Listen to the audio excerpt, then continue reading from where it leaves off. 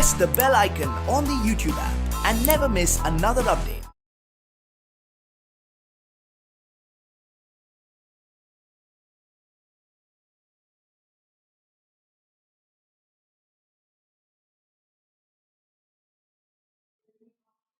Hello dear students, welcome to Classroom of Physics.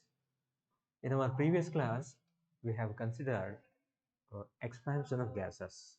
So we come to know that compared to liquids and solids, say expansion of gases are more complicated because when heat is supplied to gas, there will be change in pressure as well as volume with respect to change in temperature. So therefore all the three variables will change. See, that's why if you want to study expansion of gases, you have to keep either pressure constant or volume constant. See, that's why we have understood there are two coefficients which are used to indicate expansion of gases. One is volume expansion coefficient, another one pressure expansion coefficient. See, that's indicated by alpha as well as beta. So we come to know that alpha as well as beta is equal to 1 by 273.15 per degree Celsius. Per degree Celsius. So now we shall take up gas laws.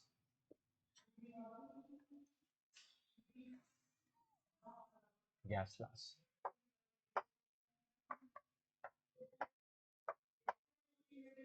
See, already, so you know that see, there are three basic gas laws which are used to explain the behavior of gases.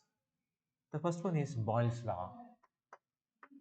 Boyle's law states that volume of given mass of gas is inversely proportional to pressure at constant temperature. At constant temperature, volume of given mass of gas is inversely proportional to pressure at constant temperature, or PV is equal to a constant. PV is equal to constant, or P1 V1 is equal to P2 V2 equals a constant. Equals to constant. See, therefore, when you plot the graph of P versus V, the graph would be like this. The graph would be like this. See, this is called isotherm. The curve so obtained is called as isotherm. The area under this graph gives you work done. That you have already understood in case of while discussing thermodynamics. You have considered how work done can be calculated, right? So therefore, area under PV graph, this graph is also called indicator diagram, right? The area under this curve gives you the work done. Or if you take the graph of P versus 1 by V, it will be a straight line passing through the origin, see, at a constant temperature. Okay, see, that's about Boyle's law. See, when you come to Charles' law,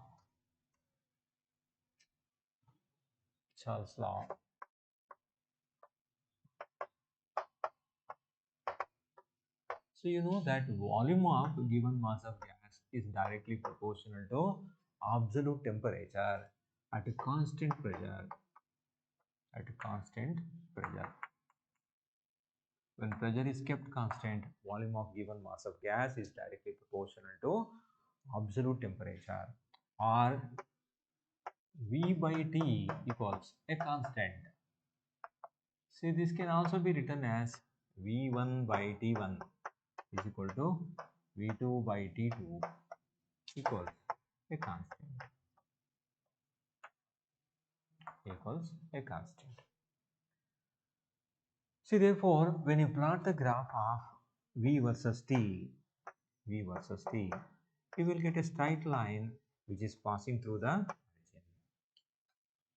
origin. And suppose if you express here temperature is in absolute scale, if you express temperature in degree Celsius, then we can write like this: Vt is equal to V0 into 1 plus 1 by 273.15 into T. Here Td is T is in degree Celsius. See, therefore, if you plot this graph, see, you will get a curve like this. This is a V, this is T. When you extend this backwards, it will meet the axis, temperature axis, at minus 273.15 degree. See, that's why we have taken this is the lowest attainable temperature. See, you know that in a temperature scale, see, you can measure any high temperature, but the lowest possible temperature, lowest attainable temperature is this. You cannot go below this value. See, this is the lowest attainable temperature. And at this temperature, the molecular motion completely stops or ceases. See, that's why it's called as absolute zero. In fact, Kelvin got the idea of absolute scale of temperature based on this graph, right? So let us move on to another interesting law, which is called Gay-Lussac law. Gay-Lussac law. Gay-Lussac's law. It states that the pressure of a given mass of gas is directly proportional to absolute temperature at constant volume. At constant volume. At constant volume. That is, if you plot the graph of P versus T, so you will get a straight line passing through the origin. Here T is in Kelvin. Or you can write this law in this form also. P by T equals a constant. Or P1 by T1 is equal to P2 by T2 equals a constant. Equals to constant. So if you plot the graph with the temperature in degrees Celsius, see again you will get the curve like this. It makes the intercept with the y-axis, and it meets the, when you extrapolate the curve backwards, it meets the temperature axis at minus 273.15 degrees Celsius. See, therefore, pressure also becomes equal to 0 at that particular temperature. Okay. Now, pressure temperature graph is a very important, see, in understanding the state of the system. See, which we generally call as PT graphs. They are also called phase diagrams, that you will understand later. Phase diagrams. See, that tells you that how two phases of a substance coexisting in equilibrium, and sometimes three phases. See, knowing of the gas laws, let's move on to ideal gas equation. Ideal gas equation. What is an ideal gas? The gas which obeys both Boyle's law as well as Shaw's law at all conditions of temperature and pressure is called an ideal gas. The gas which obeys both Boyle's law and Shaw's law at all conditions of temperature and pressure is called an ideal gas. And you know that ideal gas is represented by the equation PV is equal to RT, where R is the universal gas constant. R has a value 8.314 joule per mole per Kelvin. See here, this is for 1 mole of gas. For 1 mole of gas. And what is the value for R is equal to 8.314 joule per mole per Kelvin. Joule per mole per Kelvin. And for n mole of gas or mu mole, then PV is equal to N into RT. Here N stands for number of moles.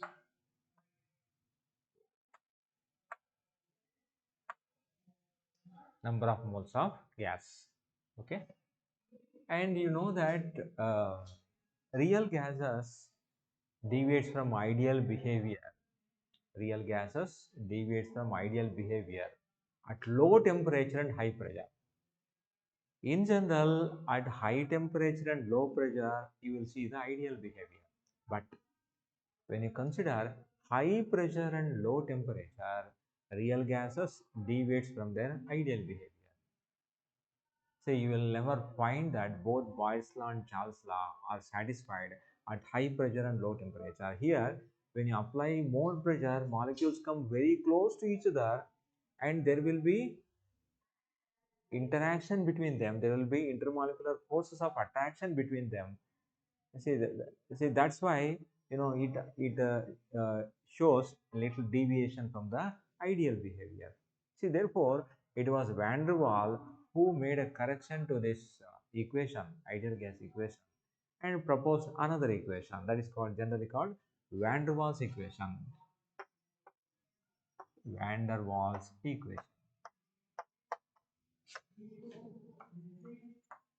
And that is given by P plus A by V square into V minus B is equal to RT, where A and B are the constants. See, this is A by V square is pressure correction term, B is volume correction term.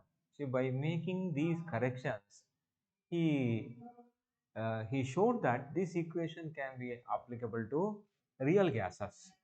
But this equation also failed in certain conditions. However, it's a wonderful effort made by Van der Waal in giving an equation which can can explain the behavior of real gases to some more extent. Right? Okay, that's about ideal gas equation.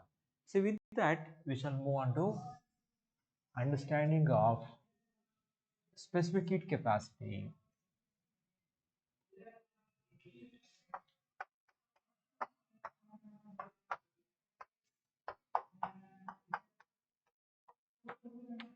First, we shall move on to heat capacity. Later on, specific heat capacity. You know, the quantity, the when heat is supplied to a substance, the amount of heat absorbed by the substance as well as rise in temperature of the substance. So it depends on the nature of the material you have chosen, right? Copper absorbs better compared to steel, right? Or aluminum, copper will somewhat better. See, you will find that each vessel or each material has certain characteristic feature in absorbing or giving out heat. Have you got my point? So heat capacity is one important term. So it is used to indicate to what extent the material can absorb or given out heat, right? See, therefore, the amount of heat absorbed or rejected by the body depends on the nature of the material you have chosen. The amount of heat absorbed or rejected by the material depends on the nature of the material you have chosen and the rise or fall of temperature. See, therefore, it is indicated by so-called heat capacity. It is being characterized by a quantity called heat capacity. What is heat capacity? The amount of heat required to rise the temperature of the substance through unit degree is called as heat capacity. It is indicated by S, capital S is equal to the amount of heat required to rise the temperature of the substance through unit degree Celsius, some temperature of the whole substance, right? Through unit degree Celsius or unit degree is called as maybe unit Kelvin or unit degree is generally called as heat capacity or thermal capacity of the body. The amount of heat required to rise the temperature of the whole body through unit degree refers to heat capacity. Suppose if you take 1 kg of the material or 1 gram of the material, then we call it as specific heat capacity. Specific heat capacity.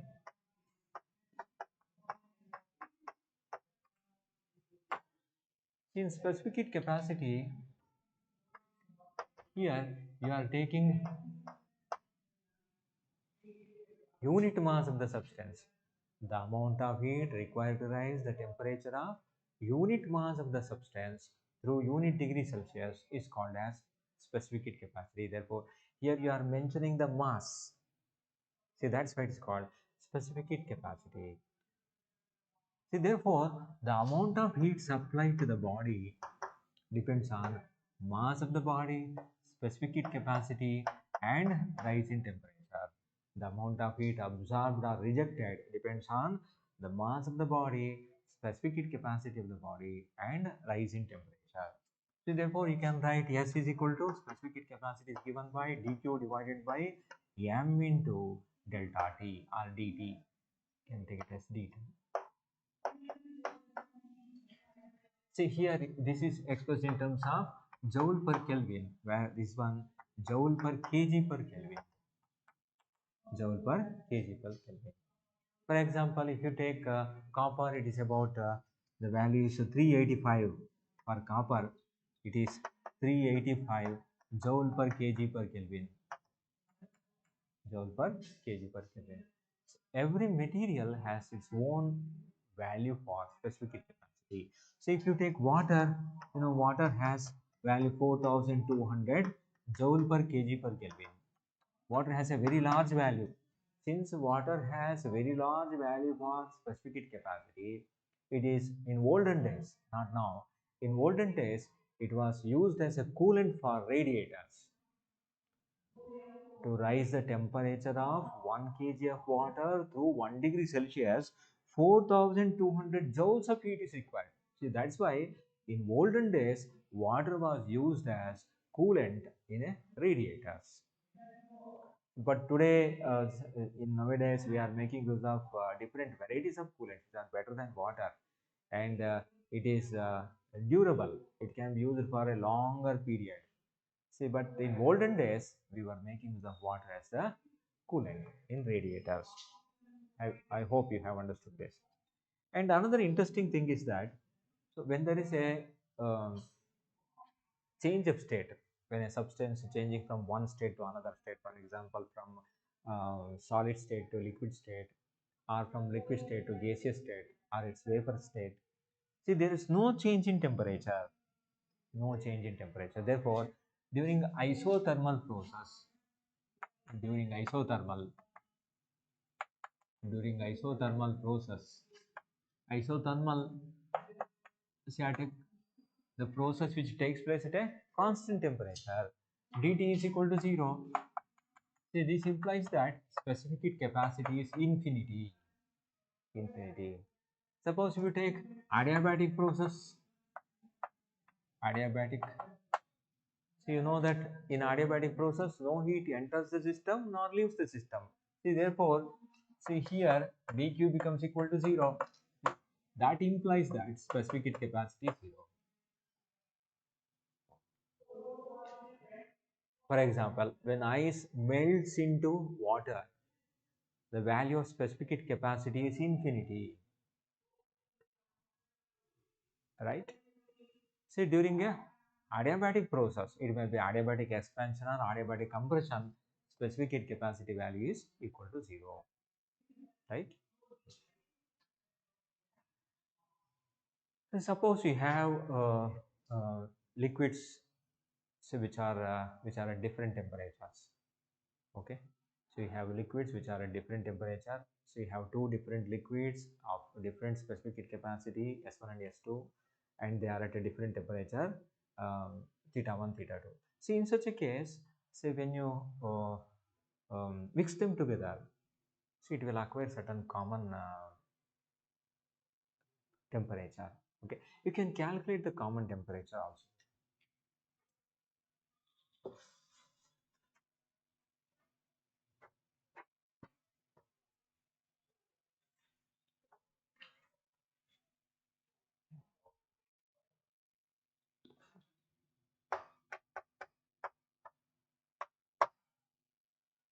Two liquids of specific heat capacity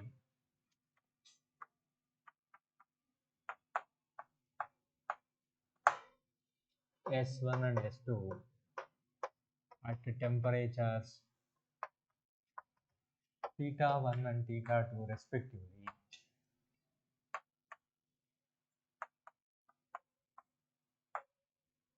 are mixed.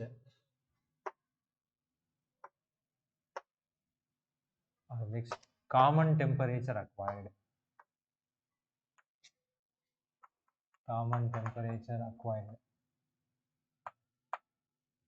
Is given by theta is equal to m1 s1 theta 1 plus m2 s2 theta 2 divided by m1 s1 plus m2 s2.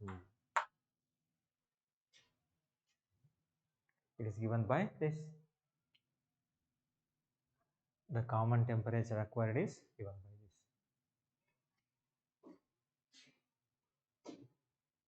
Or if they ask you to express in terms of density also, density and volume. So you know that mass is given by density into volume. So using that also you can write down the equation.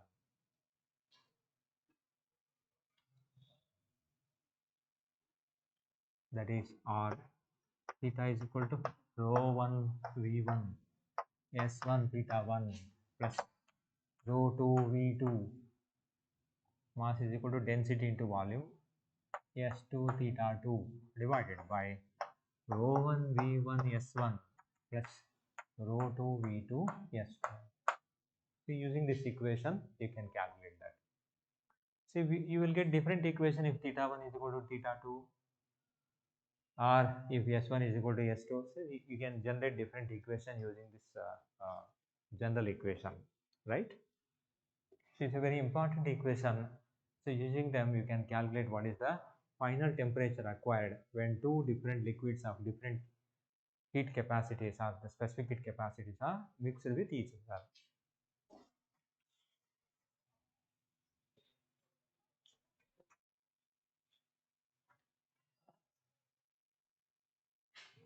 See, another important term we are used here is water equivalent. Water equivalent. Water equivalent. Water equivalent of a substance. It means what? It is the mass of water in grams which requires same quantity of heat as required by a substance to rise its temperature by 1 degree Celsius is called as water equivalent. So ನಮ್ಮ ಹತ್ರ ಒಂದು ಯಾವುದೋ ಒಂದು substance ಇದೆ, ಅದರ temperature 1 degree ಸೆಲ್ಸಿಯಸ್ಗೆ rice ಆಗಲಿಕ್ಕೆ ಎಷ್ಟೋ heat ಬೇಕಾಗುತ್ತೆ. ಹಾಗಾದರೆ ಎಷ್ಟು ಕ್ವಾಂಟಿಟಿ ವಾಟರ್ ತಗೊಂಡಾಗ ಅದರ ಟೆಂಪರೇಚರು 1 ಡಿಗ್ರಿ ಸೆಲ್ಸಿಯಸ್ ರೈಸ್ ಆಗುತ್ತೋ ಅಷ್ಟೇ ಹೀಟ್ಗೆ ಅದನ್ನು ವಾಟರ್ ಈಕ್ವಿವ್ಯಾಲೆಂಟ್ ಅಂತ ಕರೀತಾರೆ. That's how we can define water equivalent, right?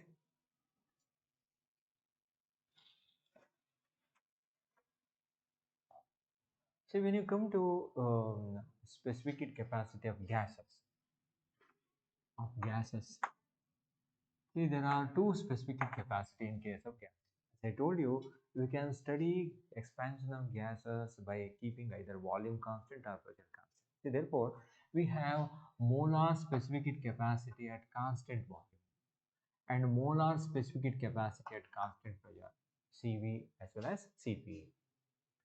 What is this? This is molar specific heat capacity. These two are molar specific heat capacity.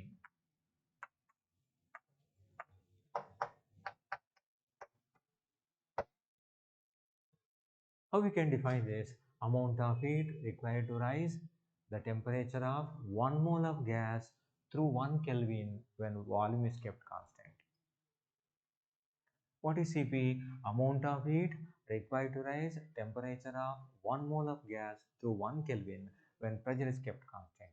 And both these are expressed in terms of joule per mole per Kelvin. Joule per mole per Kelvin.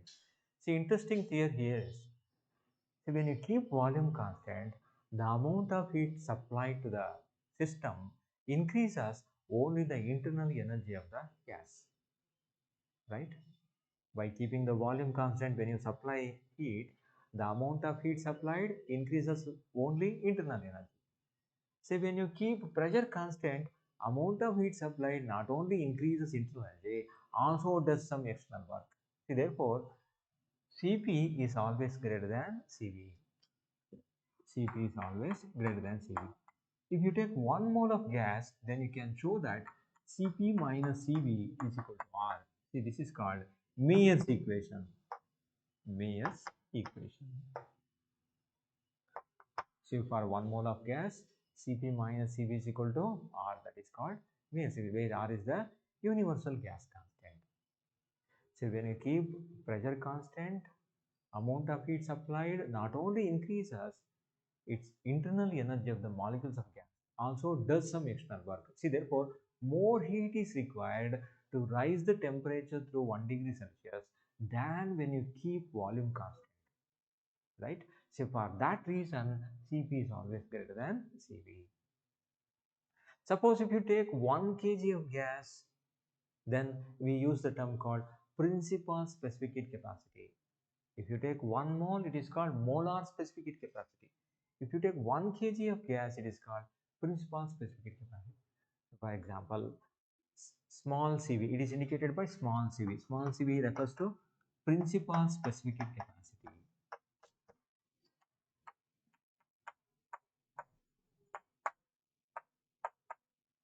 Principal specific heat capacity.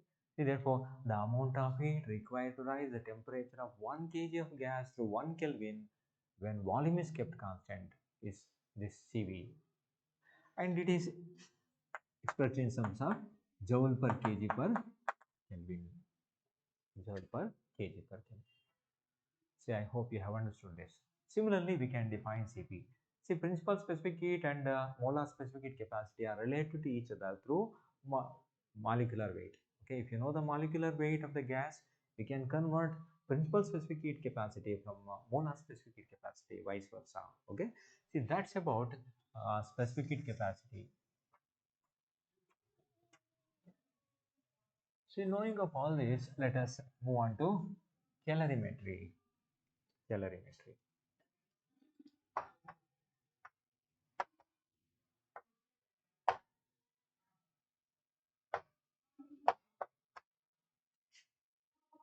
Calorimetry deals with the measurement of transfer of heat energy. So you can measure how much heat energy is being transferred in calorimetry. Suppose if two isolated systems or isolated bodies mixed with each other, according to principle of calorimetry, heat lost by one body is equal to heat gained by the another body. When two substances mixed with each other, heat lost by hot body is equal to heat gained by the cold body. See, that is the principle of calorimetry, right? See, this calorimetry involves different methods. The measurement of heat involves different methods. See, there are, one is method of mixtures, method of mixtures, method of cooling, method of cooling, then change of state, change of state, method of change of state,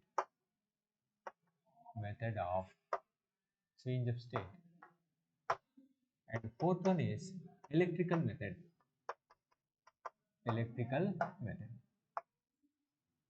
electrical method. See, in method of mixtures, we combine different liquids, a liquid and a solid. Okay, see, we mix them and we record the final temperature. Before mixing, we record the initial temperature, we record mass and everything, all the data. Initial temperature, after mixing, we calculate what is the final mass, what is the final temperature. Using them, you can calculate how much heat is gets lost or how much heat is being absorbed by the system. See, that can be done. That is called method of mixtures. This is also popular method. Amount of heat lost by the substance by cooling. See, this is called method of cooling. Method of change of state. So during change of state, amount of heat absorbed, that does not involve in increasing the temperature. So using that idea, you can calculate how much of heat is being absorbed during the change of state, right? Electrical methods. So you are passing electricity through a coil gets heated up, heat from the coil transferred to the water, which is in contact with the coil. See, by measuring the rising temperature of the water, you can calculate how much of heat absorbed by the water or how much of heat transferred to the water. Okay. See, that way, electrical method is being employed. See, all these methods involves the transfer of heat energy. Okay. And it is mainly based on the principle that heat lost by the hot body is equal to heat gained by the cold body. See, here we never consider the radiation losses. Loss of energy by radiation is not being included here. Okay, it is considered to be negligibly small. So on the basis of that, we make all these calculations.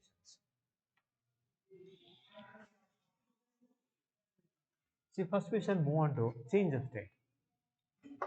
Change of state.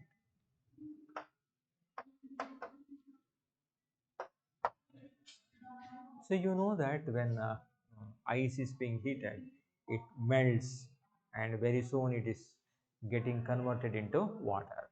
So the conversion of solid to liquid is called as melting.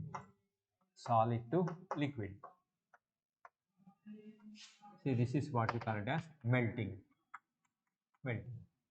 Similarly, if liquid gets converted into solid, it is called as freezing. Freezing. Or it is also called fusion. Or fusion. At a given pressure, the temperature at which solid and liquid states of a substance coexist in equilibrium is called as melting point.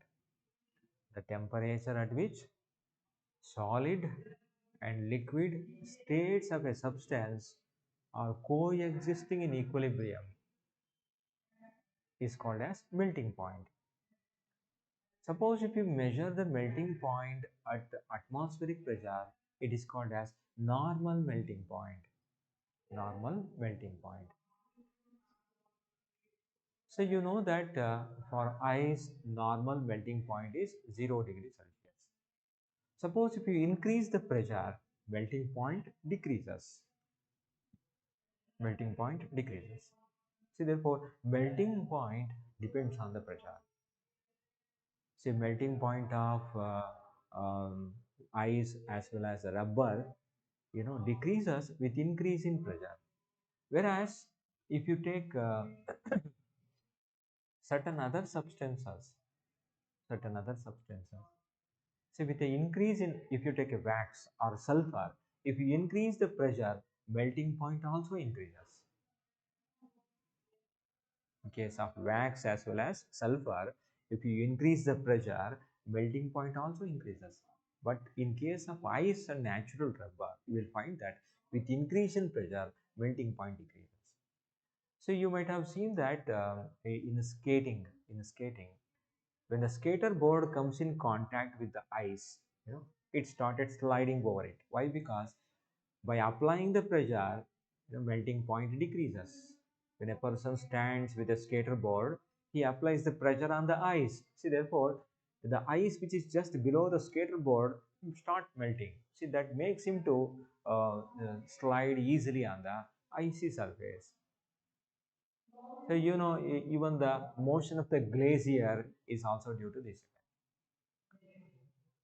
See, when pressure is applied, ice melts. When the pressure is removed, ice resolidifies. See, this is what we call it as regulation.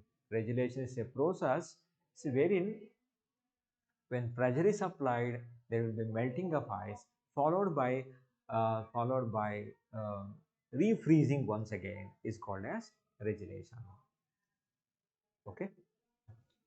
So now let us consider change of state. This is from one case. When you consider change of state, from liquid to gas.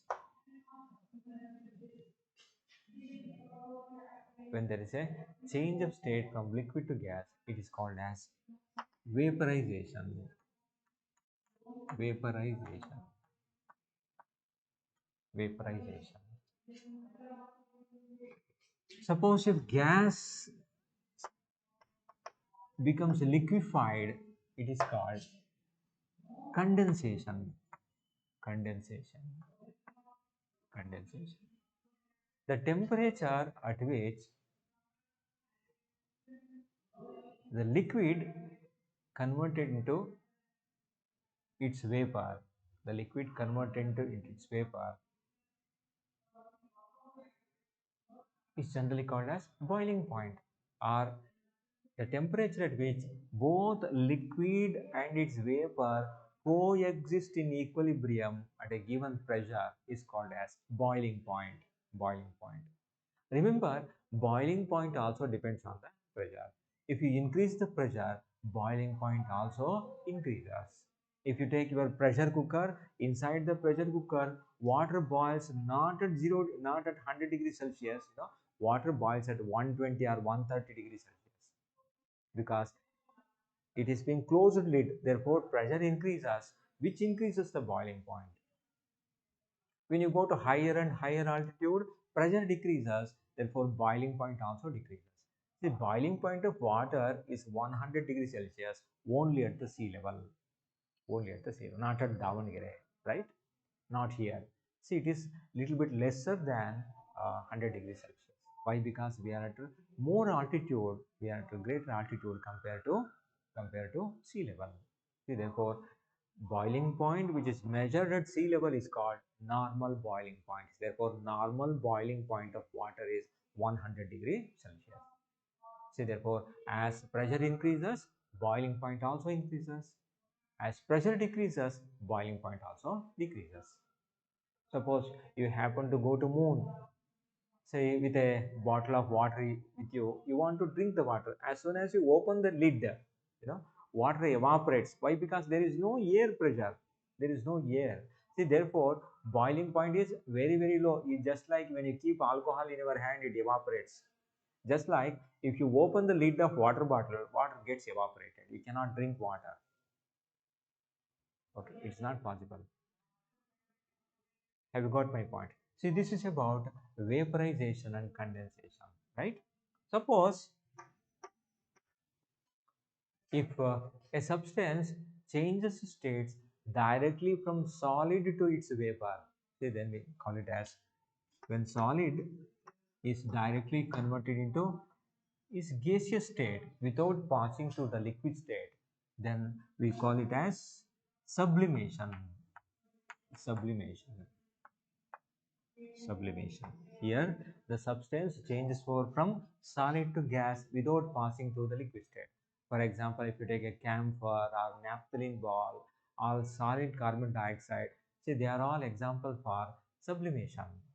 So those substances are called sublime. Sublime. On the other hand, if gaseous state, substance in a gaseous state directly converted into solid without passing through the liquid state, then we call it as hoarfrost. Hoarfrost. Hoarfrost. Hoarfrost. Okay.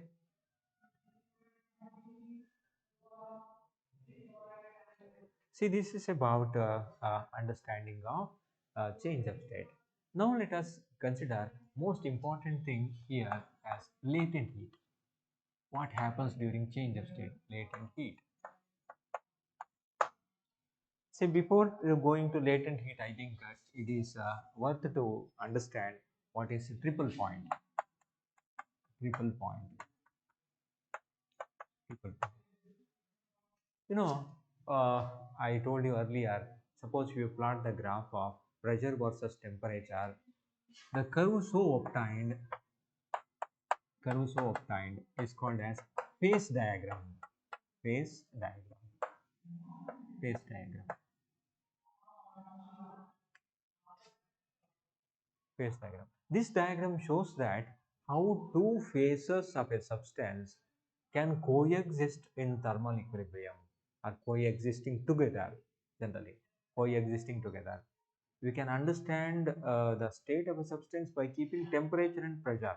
Okay, these are the two important factors which decides the state of the substance. So that's why it is called phase diagram. In which phase a substance exists is being decided by the values of pressure as well as temperature. So that's why the diagram which is used to represent the phase of a substance is generally called as phase diagram, or it is also called PT graph. Suppose you have plotted the graph consisting of a situation wherein a substance changing from solid to liquid state, or from liquid state to its vapor state, or directly from solid to vapor state. If you take the case of water, ice, see, when you take the solid melts into a liquid, you will get the graph like this. See, this is called fusion curve. It is also called ice line. Ice line. Similarly, when you plot the graph of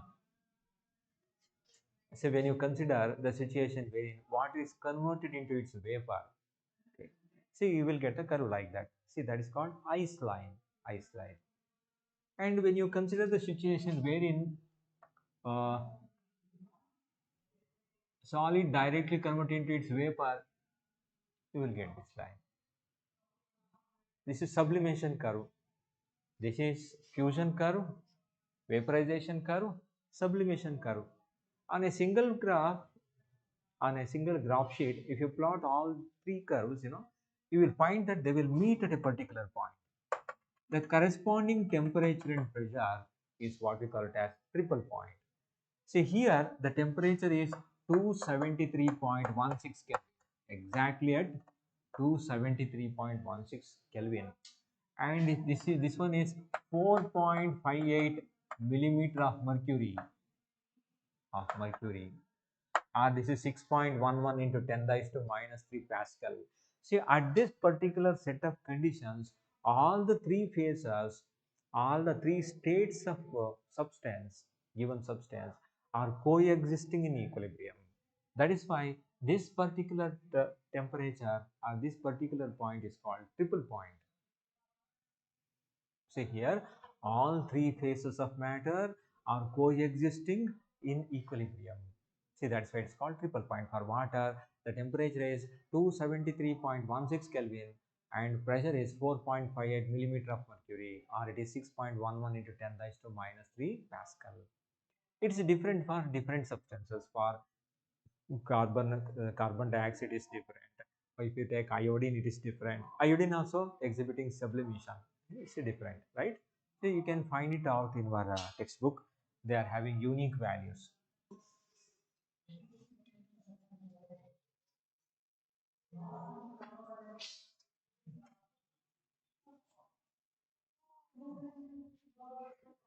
Let's move on to understanding of latent heat. Latent heat. See, when a substance is being heated, gradually, see, if it is in a solid state, it start getting, after a certain stage, it started getting converted into its liquid state. If it is in liquid state, gradually it gets converted into its vapor state. Remember, evaporation is all, suppose if you take a liquid in a beaker, evaporation takes place continuously, right? It is not that only at the boiling point of a liquid evaporation occurs. At all temperature, there will be evaporation. But rate of evaporation is more when it starts boiling, right? Uh, well, suppose when you consider ice getting melting into water, so you will find that though the temperature is you are giving more amount of heat, more than 0 degrees Celsius, but the temperature of ice and water inside remain at 0 degrees Celsius. Why? Because the extra heat supplied by you utilized by ice in order to get converted completely into water. Water. The extra heat given by you is being hidden by the system in order to get itself converted into next state. liquid state. See, this is called as latent heat. Latent means hidden. Therefore, here we define, suppose if solid is converted into liquid, we define so-called latent heat of fusion. Latent heat of fusion. How this can be defined? The amount of heat required to convert unit mass of solid completely into its liquid at its melting point without any change in temperature is called latent heat of fusion. The amount of heat required to convert unit mass of substance completely into unit mass of the solid completely into its liquid at its melting point without any change in temperature is called as latent heat of fusion.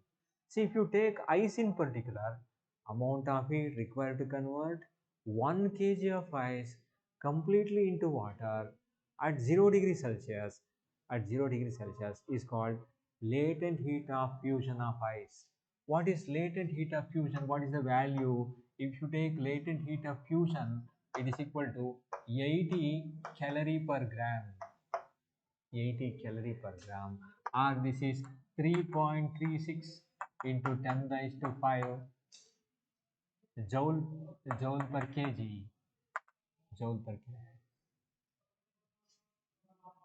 or 336 kilojoules per kg. In terms of, in SI unit you can express like this. In CGS, in terms of calorie you can express like this. Okay.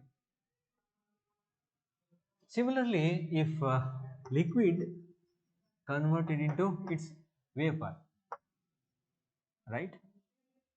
So we make use of the term latent heat of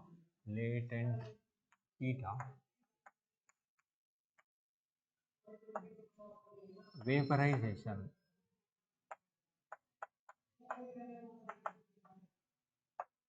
So when you start heating water, after certain stage, water started boiling. If you keep a thermometer inside, you will see that it is at 100 degrees Celsius. Even though you are continued heating for half an hour, you will see that it will be at 100 degrees Celsius. Then what happens to that extra amount of heat supplied by you? The extra amount what you have supplied, the extra amount of heat supplied by you is being utilized by water in order to get itself converted from liquid phase to its vapor. See, that is what we call it as latent heat of vaporization.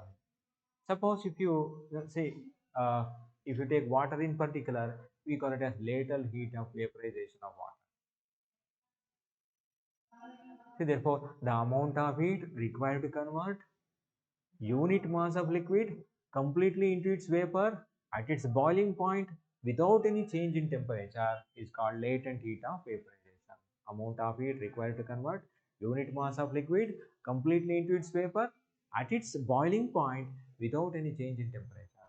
If you take water in particular, amount of heat required to convert 1 kg of water completely into its steam at 100 degrees Celsius is called latent heat of vaporization. It is given by LV is equal to 2.26 into 10 raised to 6 joule per kg,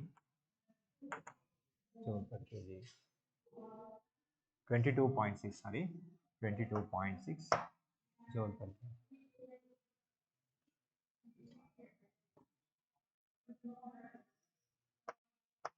2.26 into 10 raised to 6 joule per kg. Or in terms of calorie, it is 540 calorie per gram. Approximately 540 calorie per gram. So when you plot the graph,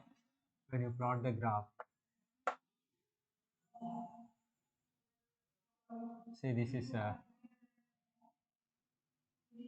so when you consider change of state,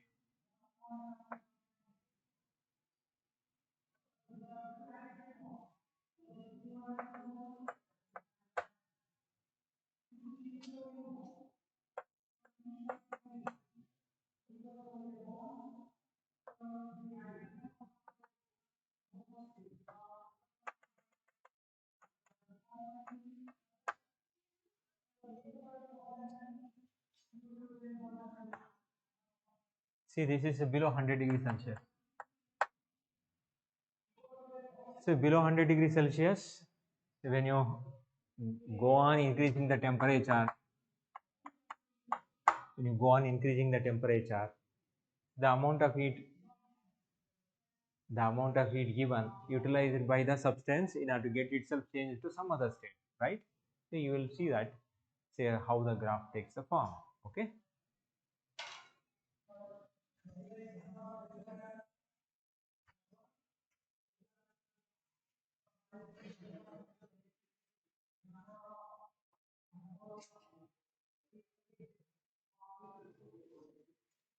All right. See, now let us understand one more important concept related with this. See, that is mechanical equivalent of heat. Mechanical equivalent of heat.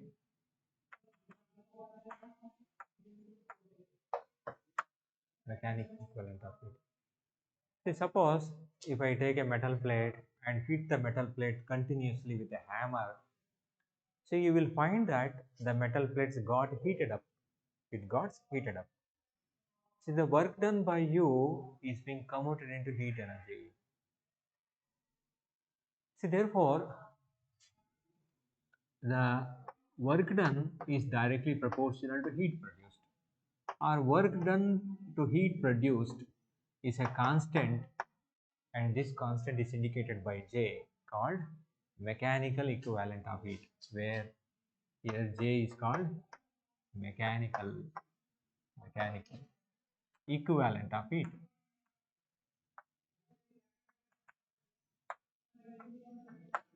Equivalent of heat. For example, a moving bullet, when it is being suddenly stopped by a wooden block, the kinetic energy associated with the bullet is converted into heat energy. Or if you take the example of waterfalls, see, water falling from certain height from the top of the hill has potential energy.